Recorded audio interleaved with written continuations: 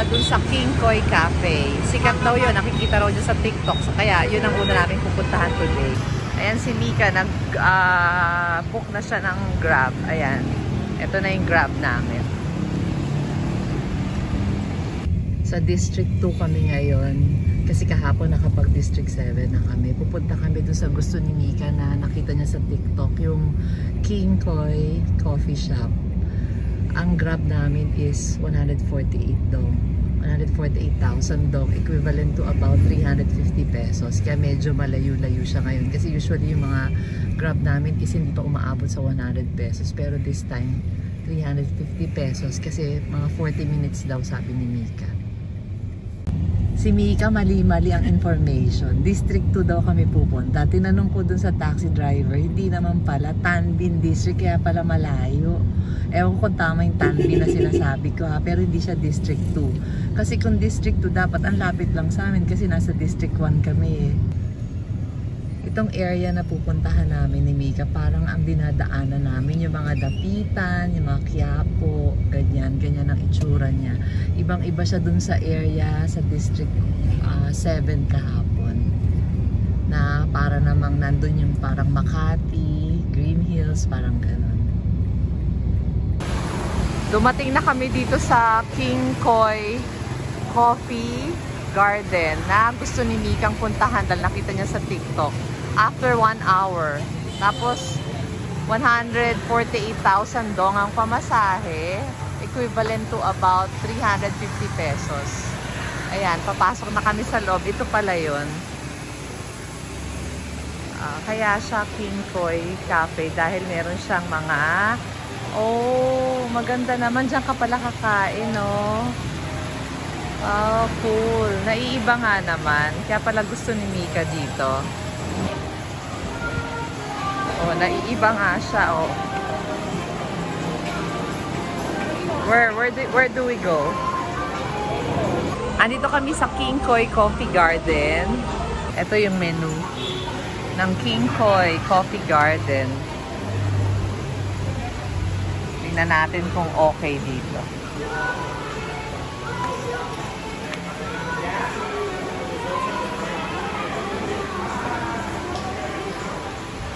Ayan.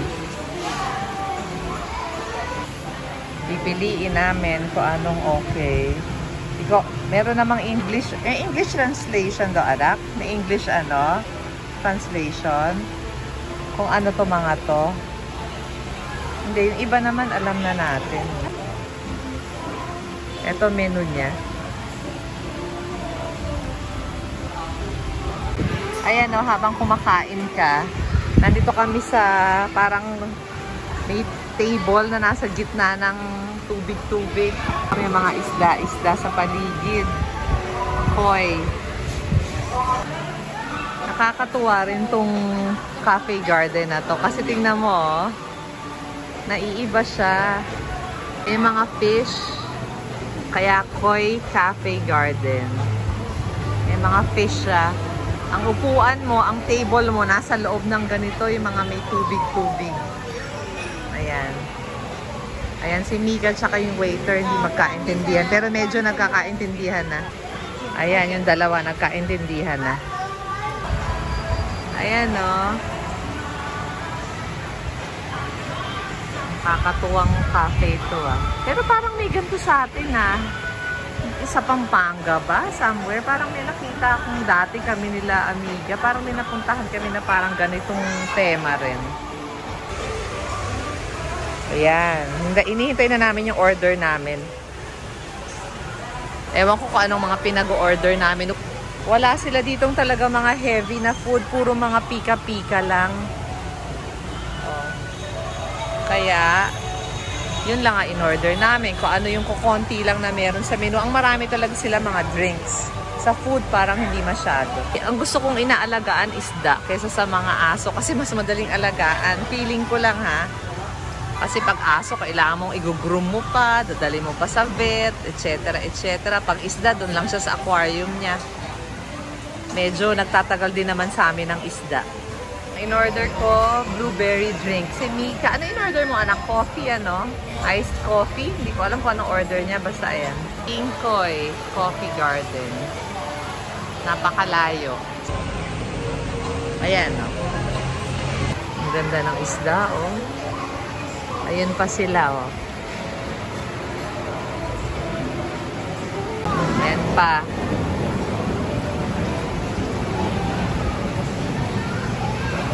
Sabi ko kay Mika, maghanap siya ng coffee shop. Yung gusto ko yung magandang ambience. Eh, ito yung nakita niya, pero okay naman din. Ayan ang kitchen nila. Pag ayaw mo dito sa tubig-tubig, ayun, meron din place sa taas. Oh. Malaki yung lugar actually. Ayan yung mga isda nga. Tapos ayan yung mga table. Ayan. Habang kumakain ka, napapalibutan ka ng mga isda, mga koi. Presko naman yung lugar. Ayan, no? May ganyan. Tapos maraming electric fan. Open air, ha? Ito na ang food namin. O, pika-pika. And the pizza, right? The pizza, thank you. Ito na yung food namin. Pizza lang at saka tong mga pika-pika. Assorted. Sausage, cheese stick, fish balls, and fries. Tapos yung drink namin, yung sa akin, blueberry juice, kay Mika is iced coffee. Medyo madami. Mukhang hindi siya madami dito, pero madami siya pag sa personal. O Jane, oh, kakain na naman kami ng fish balls. Oh, kagabi nag-fish ball na kami. Buti na lang, masarap naman. Kasi kung hindi, nako, dinayo pa namin to. Okay naman siya. Sarap. Yung pizza is okay din. Yung drink, okay lang. Mas masarap yung kahapon sa, ano, sa apartment. Coffee apartment, cafe apartment. Mas masarap dun. Ganito style niya, oh. Yan. Oh. Ganyan. Lakad-lakad ka. Huwag ka lang mahuhulog. My God. Ayan, ayan. Koi fish. Ito, madami dito, oh. Okay din naman, full yung place. And si Mika. Kailangan lang ano ka dito, may balance. Pagkatulad ko na walang balance, delikado. Ayan, ang ganda din sa part pala na to. Sa lugar namin, hindi masyadong marami ito. Okay din naman. Mura lang. Ang binayaran ko parang 650 pesos lang for the food. Pag kinonvert mo, 650 pesos. Ayan. Kinkoy Coffee Garden. Maluwag yung lugar. Pag marami kayo, ito, merong mas malaking table. Ayan. Yung sa amin kasi maliit lang. Good for 2 lang yun. Ang ganda ng mga isda talaga. Ang ganda ng koi fish, oh. My God. Lang ako mahuhulog, ah. Alam mo naman, may imbalance ako. Nakabili pala ako dito ng Cirque na gamot. 9 pesos lang per tablet. Sa Pilipinas, halos 60 pesos ang isa nun. Dito, almost 10 pesos. Grabe. Kaya bumili ako ng isang box. Para sa vertigo ko.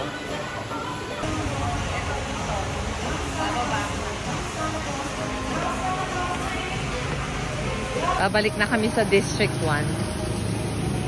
Okay na. Doon ulit kami sa mga malls muna. Yan yung pinuntahan namin, no? Ito na kami sa Pink Church, yung famous na Pink Church. Ang ganda pala talaga niya sa personal, oh. Ayan ang side niya, oh.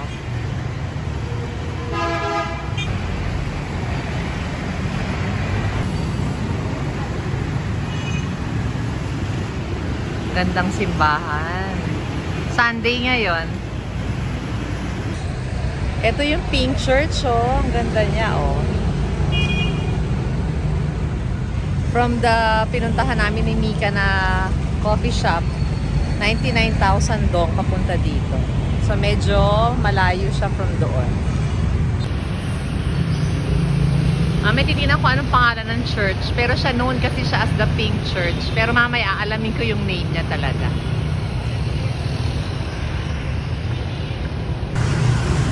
Diba ito ang Pink Church? Ayun pala yung Kong Cafe, oh. Yung sikat na Kong Cafe. Ayan.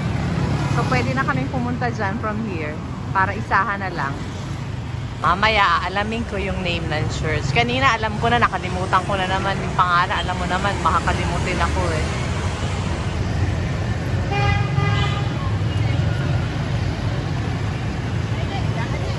Ito pala, Sunday pa naman kami nagpunta. No visit on Saturday and Sunday. That's no visit while there is a mass.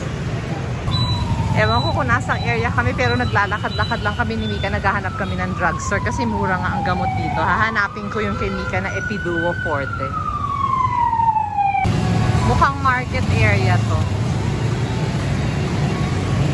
Ayan o, market nila. Naglalakad pa rin kami kasi mahanap nga kami ng drugstore. Ayun yung Pink Church o. Sa area to ng Pink Church. Mura dito ang gamot. Grabe, yung Circ na nabili ko tsaka yung Contractubex. Oh my God. Sobrang murang-mura. Yan ang mga mahal na gamot sa Pilipinas pa naman. Papasok na kami sa Kong Cafe. Ito yung menu niya.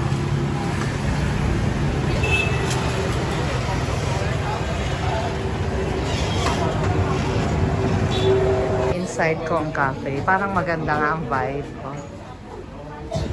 Pero akyat kami sa taas. Tingnan namin sa taas. Let's go up, anak. We're going up. Drinks lang in order namin sa isang croissant.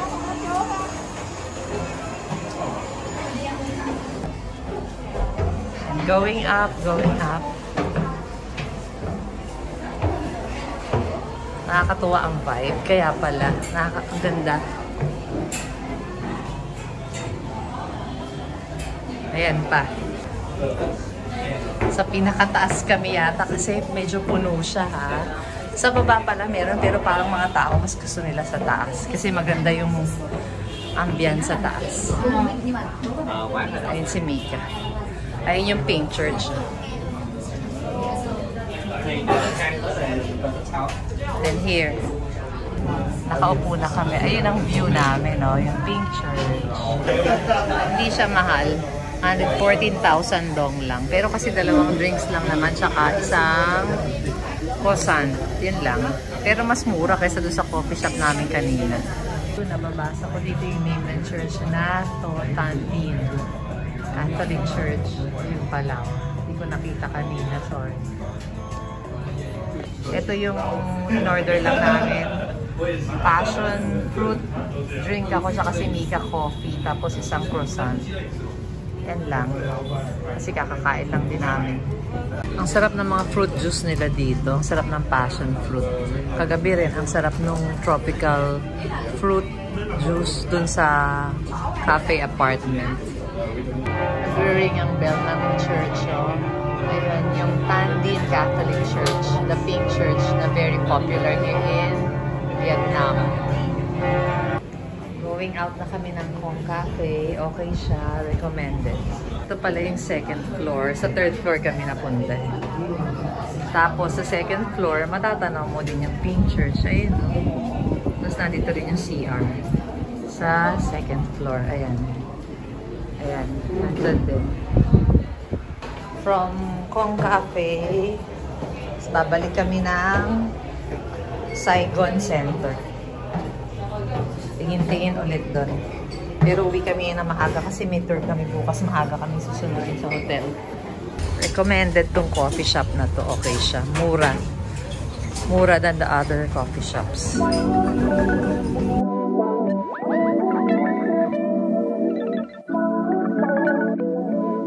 Mag-grab na kami ulit. Going to Saigon Center. Magbubuk na si Mika.